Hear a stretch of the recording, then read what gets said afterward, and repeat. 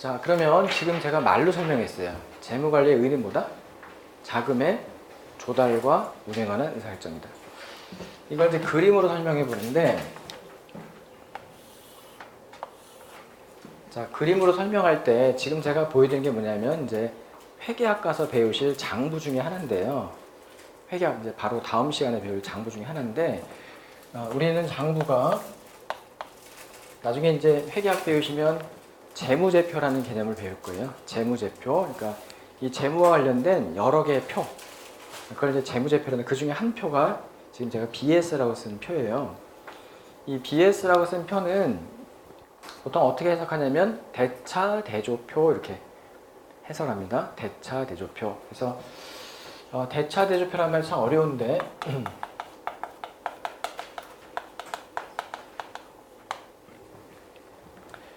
대차 대조표라는 말이 어려운데 이걸 쪼개서 이거 한자로 된 그 용어들은 쪼갤 수가 있어요. 그래서 어떻게 쪼개냐면은 대하고 차를 대조하는 표예요.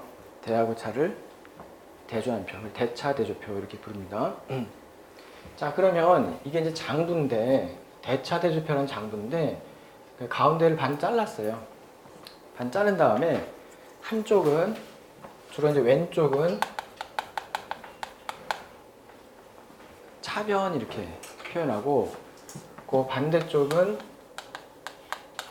대변 이렇게 표현합니다. 그러면 대하고 차가 일단 나왔죠? 대하고 차. 한쪽은 차, 한쪽은 대. 차변, 대변. 우리 수학 어렸을 때 보면 좌변, 우변. 그런 말 하잖아요. 차변, 대변. 왼쪽 편, 오른쪽 편 그래도 됩니다. 대차란 말이 익숙하지 않으면 왼쪽, 오른쪽 이렇게 하셔도 돼요. 자, 그런데 대차란 말이 되게 어려운 한자어지만 얘를 우리가 쉽게 이해할 수 있는 방법이 뭐가 있냐면은 대랑 차라는 말을 어디서 제일 많이 쓰냐면은 여러분이 은행 가서 돈을 빌리면 뭐 한다고 그러죠? 은행에서? 차입한다고 그러죠. 차입. 그쵸? 차입. 은행은 여러분한테 뭐 해준다고 그러죠? 대출 해준다고 그러잖아요. 그때 그 대출의 대하고 차입의 차가 돈을 주고받는 관계를 대차 관계라고 그래요. 공짜로 주는 건 아니고 빌려주거나 뭐 빌리거나 이런 관계를 대차 관계라고 그래요. 그러면 이 대하고 차는 뭐냐면 돈이 들어오고 나가는 걸 말하는 거예요. 빌리면 돈이 들어오고 빌려주면 돈이 나가는 거죠. 그걸 대하고 차라고 부르는 거예요. 그래서 이 대하고 차는 돈이 들어오고 나가는 것을 표현하는 그 어떤 그 위치를 표현하는 용어다. 이렇게 알아두시면 됩니다. 그래서 대차 대조표 이렇게 표현하고 우리가 이제 나중에 이거를 회계학 가시면은 재무 상태표라고 하는데 이거는 그냥 오늘은 설명 안 할게요. 다음에 회계학 가서 하면 되니까 대차 대조표라고 하기도 하고 재무 상태표라고도 합니다. 근데 영어로 BS라고 썼느냐? BS는요. 이 대차 대조표를 표현하는 영어라고 생각하시면 될 것 같은데 영어로는 밸런스 쉿 이렇게 되는 거예요. 밸런스 쉿. 그 쉿 발음을 잘 하셔야 돼요. 쉿 발음을 짧게 읽으면은 상대가 욕하는 줄 알고 되게 기분 나빠요. 쉿 그러면 그래서 발음을 쉿 길게 하셔야 돼요. 밸런스 쉿. 이 밸런스 쉿에서 쉿는 그냥 종이란 뜻이고요. 종이고 밸런스는 이렇게 밸런스가 맞다는 걸 말하는 건데 그런 거를 여기서는 대조한다고. 대하고 차가 이렇게 밸런스가 맞는 거를 대조한다고 하는 거예요. 그렇죠? 자세한 얘기는 다음에 또 합니다.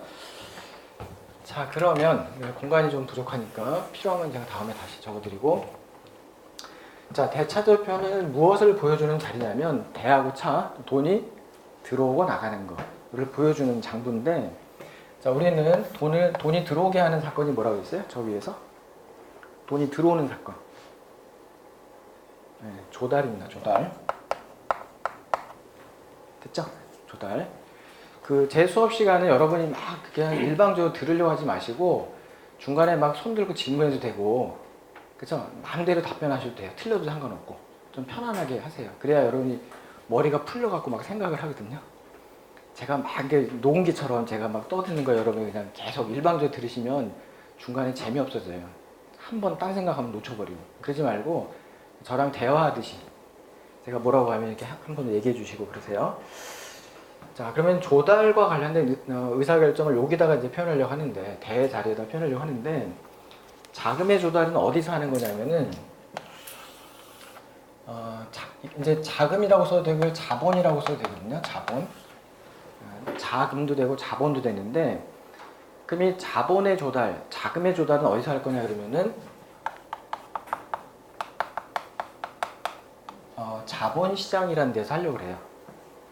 자본의 조달은 자본시장에서 한다. 그러면은 자본시장이 뭐냐? 자본시장은 자본이 거래되는 시장이에요. 자본이 거래되는 시장. 그럼 자본시장이라는 말 생소하니까 우리가 아는 얘기로 좀 바꿔보면은, 예를 들어서 돼지시장이에요. 돼지시장. 돼지시장은 돼지가 거래되는 시장. 금시장, 금이 거래되는 시장. TV시장, TV가 거래되는 시장. 근데 돼지시장은요, 돼지가 거래되는데, 돼지를 사는 사람은 돈을 주고 돼지를 받고요.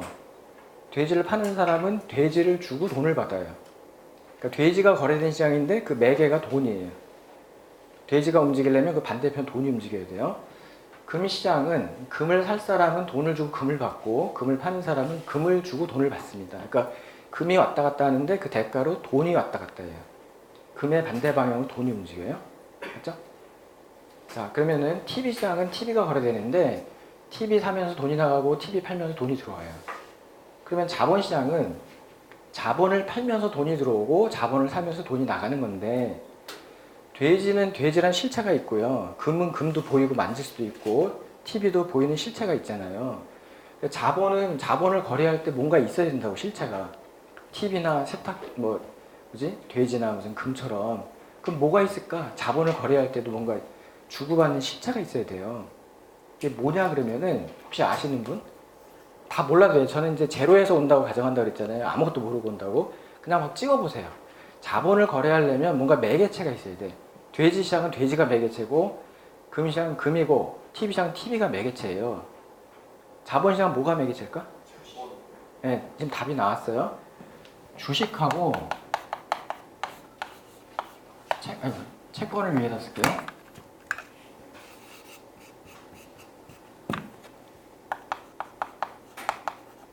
채권하고 주식. 이 두 개가 자본시장에서 자본의 거래를 매개하는 매개체예요. 금과 TV와 또 돼지랑 똑같은 거예요. 자본이 거래되는 시장. 그럼 채권을 사는 사람은 돈을 주고 채권을 받고요. 채권을 파는 사람은 돈을 받고 채권을 줘요. 채권이란 종이장. 주식시장에서는 주식을 사면서 돈이 나가고 주식을 팔면서 돈이 들어와요. 됐죠? 그런데 그러면 자본시장에서 거래되는 상품이, 자본 상품이 이거 두 개밖에 없느냐? 이거 말고도 진짜 많아요. 진짜 많은데 우리는 이 두 개만 아시면 돼요. 그러니까 요거 두 개 외에 성격이 다른 거는 그냥 다음에는 무슨 파생상품 이렇게 다시 배워요. 근데 지금은 몰라도 되고 주식과 채권만 아시면 돼요. 근데 이 둘을 왜 자본시장의 대표 선수로 얘기하냐면은, 물론 대표이기 때문이기도 하지만 이 둘이 성격이 달라서 둘을 다 아셔야 되는 거예요. 올해 그 공무원 그 기출문제 관련된 얘기가 한번 나왔었어요. 기출문제로. 네, 그래서 들어두시면 도움이 됩니다. 그 채권과 주식 두 개를 제가, 아까 금시장은 금만 얘기하고 돼지시장은 돼지만 얘기했는데, 자본시장은 채권과 주식 두 개를 얘기했잖아요. 왜 그러냐면 둘이 좀 성격이 달라서 그래요. 성격이 어떻게 다르냐? 우리가 채권을 발행 또는 매각 또는 판매하면요, 채권을 판매하면 돈이 들어옵니다. 회사에. 그렇게 들어온 돈을 우리 뭐라고 부를 거냐면 부채라고 불러요. 부채. 채권을 팔아서 또는 채권을 매각, 채권을 발행해서, 발행은 발행해서 판다는 뜻이에요. 채권을 만들어서 발행해서 팔아요. 그러면 이 사람은 채권자라고 부르고 우리는 채무자라고 불러요. 채무자. 채권을 발행해서 팔면 돈을 빌린 거기 때문에 여기는 채권자, 우리는 채무자가 돼요. 그죠? 그렇게 들어온 돈을 부채라고 부르기로 하고, 두 번째로 내가 만약에 주식을 팔아요. 주식을 발행 또는 매각 하면 그 대가로 돈이 들어와요. 돼지거래하고 똑같아요. 돈이 들어오는데 그렇게 들어온 돈을 자본이라고 불러요. 자본. 부채랑 자본이란 단어가 오늘 태어나서 처음 재무관리 하는 사람들은요, 되게 생소한 용어들이 많이 쏟아져 나올 거예요. 제가 일부러 천천히 하는데, 이걸 천천히 적어 두셨다가 쉬는 시간에 이제 복습을 열심히 하셔가지고, 오늘 하루에 이게 내 입에, 머리에 익지 않습니다. 앞으로 계속 한 5번 이상 계속 반복하고 복습하고 그러다 보면 조금씩 내 이제 눈에 들어오고, 예? 입에도 맞고, 발음 자체도 안 될 거예요, 지금은. 너무 생소해서. 근데 이제 앞으로 입에 익숙해져요. 자주 보면은. 자, 부채와 자본이라는 용어가 새로 생겼어요. 그런데 여기다 이렇게 밑줄을 걷어요. 밑줄을. 왜냐면은 부채랑 자본은 성격이 달라서 따로 보고해야 돼요. 부채 얼마, 자본 얼마. 따로 보고해야 돼요. 예를 들어서 내가 부채로 50억, 자본으로 50억 이렇게 조달했다는 얘기는 총 100억을 조달한 거예요. 사실은. 총 100억을 조달했는데 부채로 50, 자본으로 50 조달한 거예요. 근데 이걸 구분하는 이유는 성격이 다르기 때문인데, 자, 성격이 어떻게 다르냐? 부채와 자본 진짜 중요한 얘기 하는 거예요. 아는 사람들은 쉽지만 오늘 처음 듣는 사람은 되게 중요한 얘기 하고 있는 거예요. 자, 부채는 뭐가 어떤 특징이냐면 부채는 만기가 있어요. 만기. 이 부채는 1년짜리야, 3년짜리, 5년짜리 만기가 있고, 만기에는 저 원금을 반드시 갚아야 돼요. 50억을. 만기가 있고 만기에는 원금을 반드시 갚아야 되고, 그 만기가 되기 전까지 그러니까 남의 돈을 내가 지금 빌려다가 쓰고 있는 그 기간 동안에는 약속된 날짜에 약속된 이자를 반드시 줘야 돼요. 그게 부채 특징이에요. 약속된 날짜, 대개는 1년에 한 번. 약속된 이자, 뭐 저 액면가의 몇 프로. 이렇게 해서 약속된 날짜, 약속된 이자를 줘야 돼요. 그게 부채 특징이에요. 그 중에 한 번이라도 약속이 어겨지면 어떻게 되느냐? 우리 회사가 부도나는 거예요. 부도나면 어떻게 되냐? 못 갚으면 어떻게 되냐? 전 금융기관에 동시에 통보가 가요. 저 회사가 지금 채권을 못 갚았다. 이자를 못 갚았다. 통보가 가면은 전 금융기관이 그날로 바로 거래 정지시켜요. 그 회사가 만든 뭐 여러 가지 무슨 뭐 어음이든 수표든 뭐 모든 그 회사로 나오는 다 거래 정지가 돼. 그럼 아무것도 못 해요. 그러니까 이거는 반드시 지켜야 돼, 약속을. 만기가 있고 만기에 원금 갚아야 되고, 만기 이전에 남의 돈을 끌어다 쓰는 동안에는 약속된 날짜에 약속된 이자를 갚아야 된다. 이게 부채 특징이에요. 그러면 이 밑에는 자본은 어떻게 다르냐 그러면, 자본은 주식을 매각해서 조달한 돈은 만기가 없어요. 만기가 없으므로 원금 갚을 의무가 없어요. 다시 안 줘도 돼, 저거는. 그렇죠? 그리고 이 돈을 끌어다 쓰는 기간 동안에 약속된 날짜, 약속된 이자를 줄 필요도 없어요. 없어. 대신에 그럼 이 사람은 뭐 돈만 주고 아무것도 못 받냐? 그것이 아니고, 이 주식을 우리 회사한테 산 사람을 뭐라고 부르냐면 주주라고 부를 거거든요.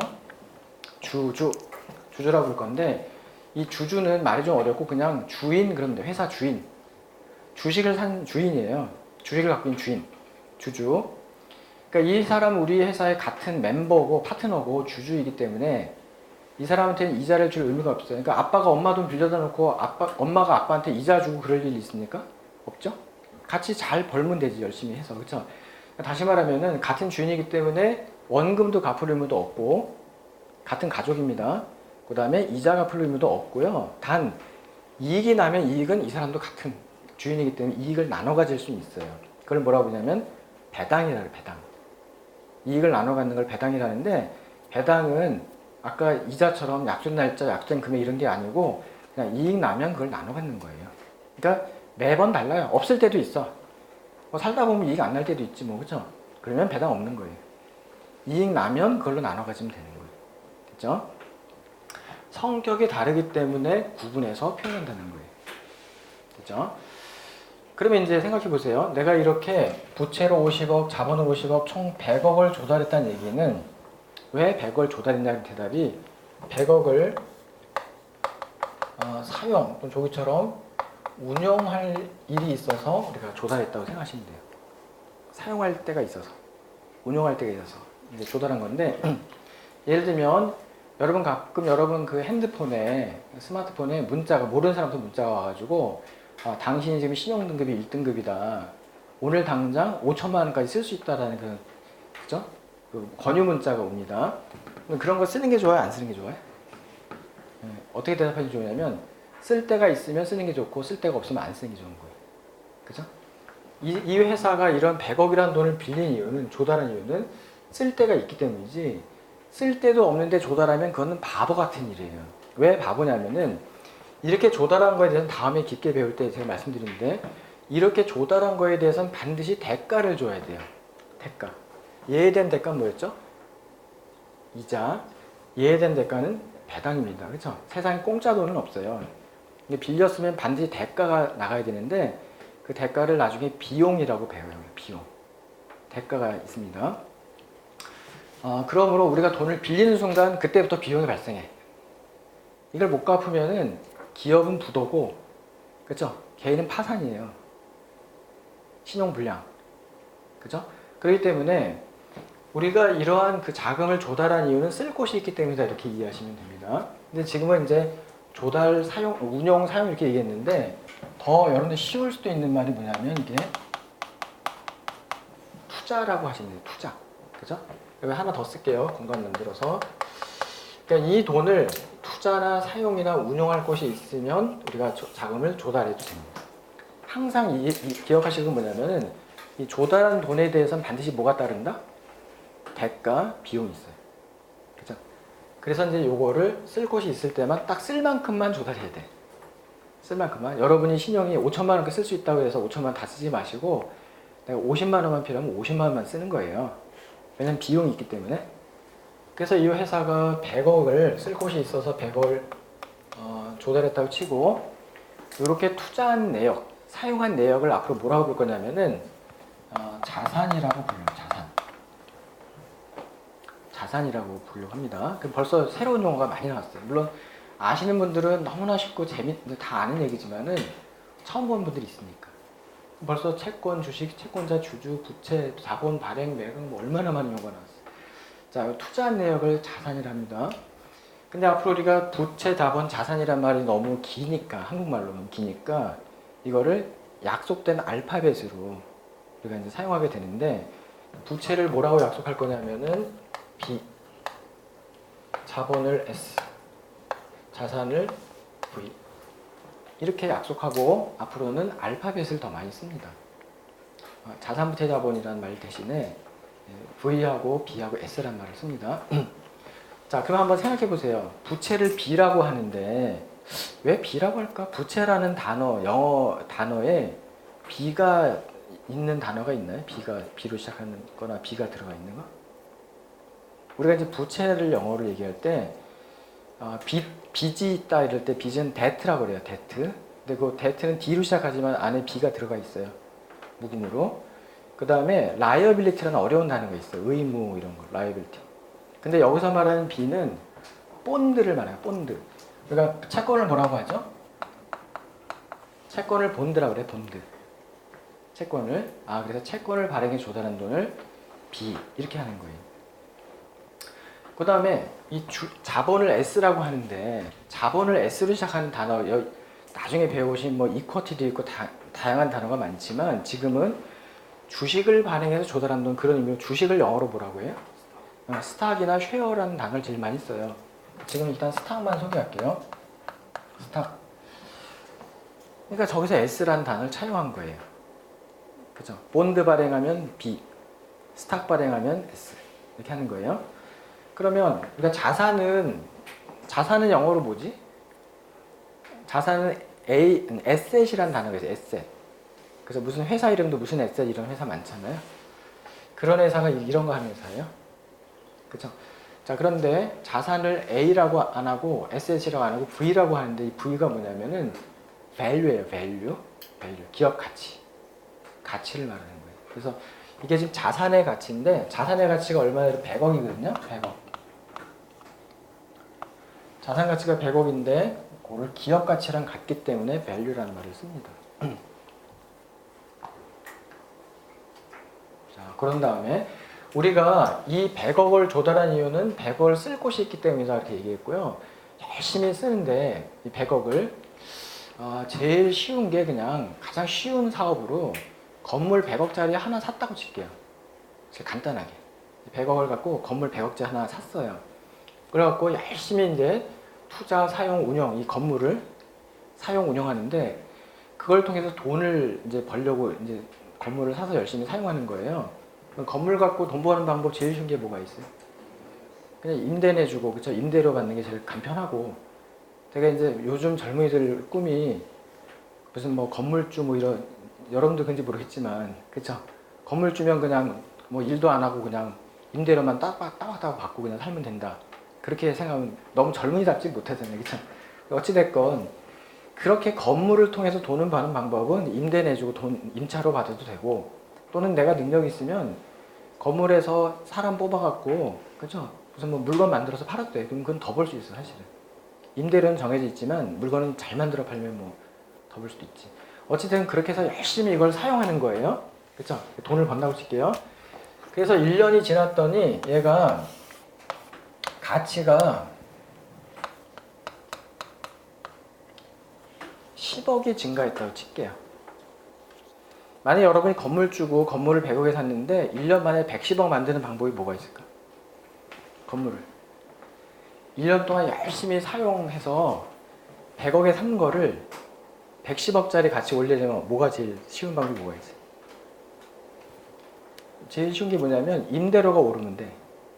그쵸? 임대료가 오르면 임대료가 오르려면은 우리 건물이 손님들이 많이 오는 건물이 돼야 돼.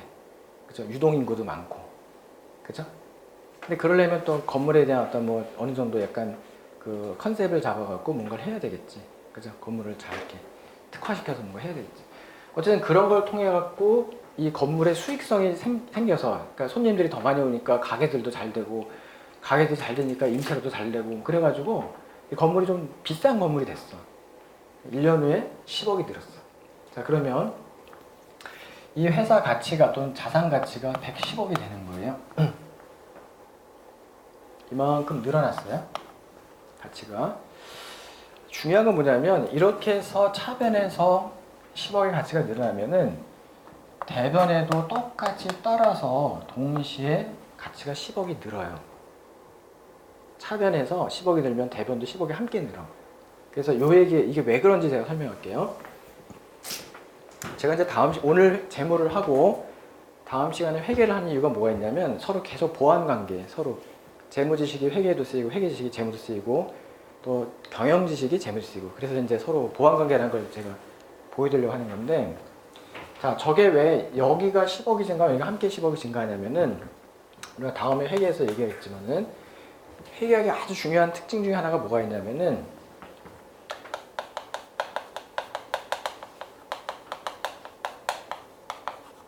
대차 평균의 원리라는 용어가 하나가 있고요. 요거랑 동의어가 뭐가 있냐면은 거래의 이중성이라는 게 있어요. 자세한 얘기는 회계학 가서 다시 합니다. 근데 오늘 필요하니까 잠깐 제가 땡겨다가 말씀드릴 건데, 요게 더 쉬우니까 요거부터 해볼게요. 거래 이중성은 뭐냐면은 이게 뭐냐 그러면 한 거래는 반드시 두 개의 사건으로 쪼갤 수 있다.